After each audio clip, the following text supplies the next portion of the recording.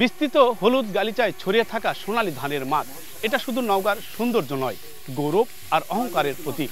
এই মাটি প্রতি বছর লক্ষ লক্ষ মানুষের জীবনের রঙের ছটা ছড়িয়ে থাকে। জানাবো নওগাঁর ধান চাল কেন্দ্রিক জীবন প্রবাহের খবর। এখন চলছে পাকা ধান কাটার মৌসুম। ভোরের আলো ফোটার আগেই কৃষকেরা নেমে পড়েন মাঠে। কাস্তের ঝনঝন শব্দে মুখরিত হচ্ছে মাঠের পর মাঠ। কাটা ধান মাটি মাড়াই করা হয়। আধুনিক পাওয়ার থ্রেশার আর কম্বাইন হারভেস্টার এখন কৃষকদের সবচেয়ে বড় সহায়। সোনালী ধানের স্তূপে যেন জমে আছে নওগাঁর হাজারো কৃষকের ঘাম আর স্বপ্ন। ধান আমাদের সম্পদ, অন্য কোনো আবাদ আমাদের নাই। ধানের উপর সবকিছু মানে পোশাক, খাওয়া দাওয়া, সমস্ত খরচ সংসারে। আমাদের আশা আছে ছেলে পেলেকে আমরা জামা কাপড় নিয়ে দেবো, আমরা কিছু করবো, আনা হয়তো বা বেটি পোলাকানা ভালো ঘরে বিয়ে দেবো, এরকম আমাদের স্বপ্ন। 1250-1300 পর্যন্ত বাজার চলছে। এই বাজার যদি থাকে, এই কাঁচা ধানের বাজারে থাকলে আরো 200 টাকা বাড়লে ভালো হয় কৃষকের জন্য।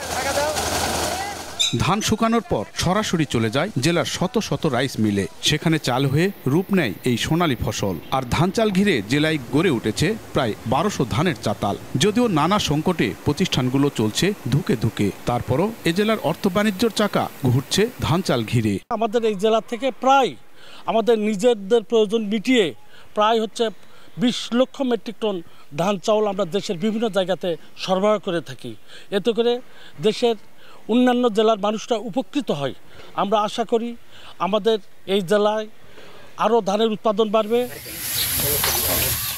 এখানে বছরে প্রায় 25 লাখ মেট্রিক টন ধান উৎপন্ন হয়। আর এই বিশাল উৎপাদন দেশের খাদ্য নিরাপত্তায় গুরুত্বপূর্ণ অবদান রাখছে। আমাদের যে লক্ষ্যমাত্রা, এই 1,92,380 হেক্টর ধান থেকে প্রায় 8,72,350 মেট্রিক টন চাল উৎপাদন হবে। আমরা আশা করছি এই লক্ষ্যমাত্রা এবছর ছাড়িয়ে যাবে।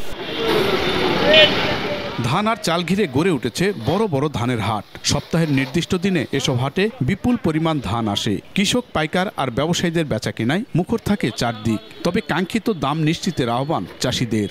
এখানে হাজার হাজার মন ধান বিভিন্ন জায়গা থেকে ধান কেনার জন্য লোকজন আসে। এখানে ধানের দাম, উচ্চ দাম সব সময় আছে। চিকন এই যে 90 ধান এখানে কিনছে, 90 ধানের বাজার হচ্ছে 1650 টাকা পর্যন্ত। ধানের হাট থেকে চলে যায় জেলার রাইস মিলগুলোতে, আর মিল থেকে উৎপাদিত চাল দেশের বিভিন্ন প্রান্তে ছড়িয়ে পড়ে। মেলে কৃষকের জীবিকার গতি। ধান শুধু খাদ্য নয়, এই সোনালী ফসল নওগাঁবাসীর জীবনের সাথে, সংস্কৃতির সাথে ওতপ্রোতভাবে জড়িয়ে রয়েছে। এই ধানই জেলাবাসীর গর্ব, আগামী দিনের স্বপ্ন। নওগাঁর মহাদেবপুরের মিল থেকে এম আর রকি, সময় সংবাদ।